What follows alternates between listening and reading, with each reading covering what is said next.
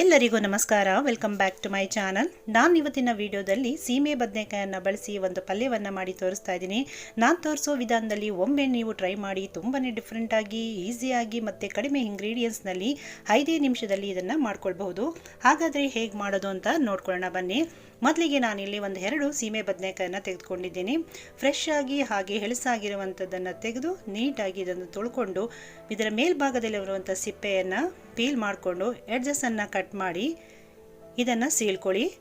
ಇದರ ಮಧ್ಯಭಾಗದಲ್ಲಿರುವಂಥ ಬೀಜವನ್ನು ಈ ರೀತಿಯಾಗಿ ತೆಗೆದು ಇದನ್ನು ಸಣ್ಣ ಸಣ್ಣ ಪೀಸಸ್ಗಳಾಗಿ ಕಟ್ ಮಾಡಿ ಇಟ್ಕೊಳ್ಳೋಣ. ನೋಡಿ, ಈ ರೀತಿಯಾಗಿ ಎಲ್ಲವನ್ನು ಕಟ್ ಮಾಡಿ ಎತ್ತಿಟ್ಕೊಳ್ಳೋಣ. ನಂತರ ಸ್ಟವ್ ಮೇಲೆ ಒಂದು ಕುಕ್ಕರನ್ನು ಇಟ್ಕೊಂಡು 1 ಚಮಚದಷ್ಟು ತುಪ್ಪವನ್ನು ಸೇರಿಸಿ, ತುಪ್ಪ ಕರಗಿದ ನಂತರ ನಾವೀಗಾಗಲೇ ಕಟ್ ಮಾಡಿ ಇಟ್ಕೊಂಡಿರುವಂಥ ಸೀಮೆ ಬದನೆಕಾಯಿನ ಅದರೊಟ್ಟಿಗೆ ಸೇರಿಸ್ಕೊಳ್ಳೋಣ. ಹಾಗೆ ನಾನಿಲ್ಲಿ 1 ದಪ್ಪ ಈರುಳ್ಳಿಯನ್ನು ಕಟ್ ಮಾಡಿ ಸೇರಿಸ್ಕೊಳ್ತಾ ಇದ್ದೀನಿ. 2 ಮೀಡಿಯಮ್ ಸೈಜ್ ಟೊಮೊಟೊ ಹಣ್ಣನ್ನು ಕಟ್ ಮಾಡಿ ಸೇರಿಸ್ಕೊಳ್ಳೋಣ. ರುಚಿಗೆ ತಕ್ಕಷ್ಟು ಉಪ್ಪನ್ನು ಸೇರಿಸ್ಕೊಂಡು 1/4 ಚಮಚದಷ್ಟು ಅರಿಶಿನ ಪುಡಿ, 1 ಚಮಚದಷ್ಟು ಹಚ್ಕಾರದ ಪುಡಿ ಇವಿಷ್ಟನ್ನು ಸೇರಿಸ್ಕೊಂಡು ನೀಟಾಗಿ ಇವೆಲ್ಲವನ್ನು ನಾವು ಮಿಕ್ಸ್ ಮಾಡ್ಕೊಳ್ಬೇಕು. ಉಪ್ಪನ್ನು ಹಾಕಿದ ನಂತರ ಟೊಮೊಟೊ, ಈರುಳ್ಳಿ ಮತ್ತು ಸೀಮೆ ಬದನೆಕಾಯಿಲಿರುವಂಥ ನೀರು ಬಿಟ್ಕೊಳ್ಳೋದ್ರಿಂದ ನಾವು ಇದಕ್ಕೆ ನೀರೇನು ಹಾಕುವಂಥ ಅವಶ್ಯಕತೆ ಇರೋದಿಲ್ಲ. ಲಿಡ್ಡನ್ನು ಕ್ಲೋಸ್ ಮಾಡಿ ಇದು 1-2 ವಿಷಲ್ ಬರೋ ತನಕ ನಾವು ಕೂಗಿಸ್ಕೊಳ್ಬೇಕು. ನಂತರ ಸ್ಟವನ್ನು ಸಿಮ್ ಮಾಡಿ 1-2 ನಿಮಿಷಗಳ ಕಾಲ ಇದನ್ನು ಬೇಯಿಸ್ಕೊಂಡು ಕುಕ್ಕರು ಪೂರ್ತಿ ತಣ್ಣಗಾದ ನಂತರ ಲಿಡ್ಡನ್ನು ಓಪನ್ ಮಾಡ್ಕೊಳ್ಳಿ. ನೋಡಿ, ಈ ರೀತಿ ಇದು ಬೆಂದಿರುತ್ತೆ. ಈಗ ನಾವು ಒಂದು ಮ್ಯಾಶರ್ನ ಸಹಾಯದಿಂದಲೋ ಅಥವಾ ಮಂತಿನ ಸಹಾಯದಿಂದ ಇದೆಲ್ಲವನ್ನು ನಾವೀಗ ಮ್ಯಾಶ್ ಮಾಡ್ಕೊಳ್ಳೋಣ. ಇದನ್ನು ತೀರಾ ನೈಸಾಗಿ ನೀವು ಮ್ಯಾಶ್ ಮಾಡ್ಕೊಳ್ಳುವಂಥದ್ದೇನೂ ಇರೋದಿಲ್ಲ.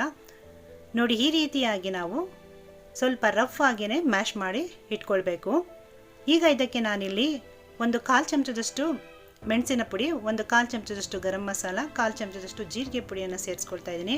ಹಾಗೆ ಸ್ವಲ್ಪ ಕೊತ್ತಂಬರಿ ಸೊಪ್ಪನ್ನು ಕೂಡ ಸೇರಿಸ್ಕೊಂಡು ನೀಟಾಗಿ ಇದೆಲ್ಲವನ್ನು ನಾವು ಮಿಕ್ಸ್ ಮಾಡ್ಕೊಳ್ಳೋಣ. ಈ ರೀತಿ ನಾವು ಮಿಕ್ಸ್ ಮಾಡ್ಕೊಳ್ತಾನೆ ಇದನ್ನು 1 ನಿಮಿಷಗಳ ಕಾಲ ಕುಕ್ ಮಾಡಿಕೊಂಡ್ರೆ ನಮಗೀಗ ಸೀಮೆ ಬದನೆಕಾಯಿನ ಪಲ್ಯವನ್ನು ಸರ್ವ್ ಮಾಡೋದಕ್ಕೆ ರೆಡಿ ಆಗುತ್ತೆ. ನೋಡಿದ್ರಲ್ಲ ವೀಕ್ಷಕರೇ, ಎಷ್ಟು ಬೇಗನೆ ಈ ಪಲ್ಯವನ್ನು ನಾವು ರೆಡಿ ಮಾಡ್ಕೊಳ್ಬಹುದು ಅಂತ. ಇದು ಚಪಾತಿ, ಪೂರಿಗೆ, ಬಿಸಿ ಬಿಸಿ ಅನ್ನಕ್ಕೆ, ದೋಸೆ, ಅಕ್ಕಿ ರೊಟ್ಟಿಗಂತೂ ಒಂದು ಒಳ್ಳೆ ಕಾಂಬಿನೇಷನ್ ಆಗಿರುತ್ತೆ. ನೀವು ಸೀಮೆ ಬದನೆಕಾಯಿನ ಕೂಟು ಅಥವಾ ಬೇರೆ ಬೇರೆ ಪಲ್ಯಗಳನ್ನು ತಿಂದಿರ್ತೀರ.